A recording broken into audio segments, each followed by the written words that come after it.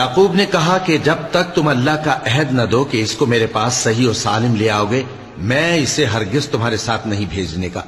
مگر یہ کہ تم گھیر لیے جاؤ یعنی بے بس ہو جاؤ تو مجبوری ہے۔ پس جب انہوں نے والد کو اپنا قول دیا تو یعقوب نے کہا کہ جو قول و قرار ہم کر رہے ہیں اس کا اللہ ضامن ہے، اور فرمایا کہ اے میرے بیٹو، ایک ہی دروازے سے داخل نہ ہونا بلکہ جدا جدا دروازوں سے داخل ہونا، اور میں اللہ کی تقدیر کو تو تم سے روک نہیں سکتا، بے شک حکم اللہ ہی کا ہے، میں اسی پر بھروسہ رکھتا ہوں، اور اہل توکل کو اسی پر بھروسہ رکھنا چاہیے۔ اور جب وہ ان مقامات سے داخل ہوئے جہاں جہاں سے داخل ہونے کے لیے ان کے والد نے ان سے کہا تھا،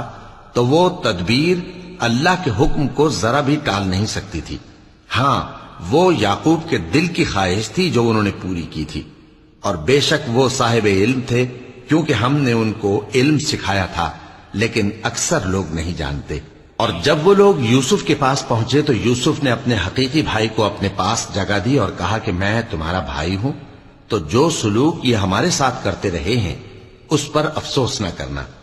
پھر جب ان کا اسباب تیار کر دیا تو اپنے بھائی کے تھیلے میں آپ خورا رکھ دیا۔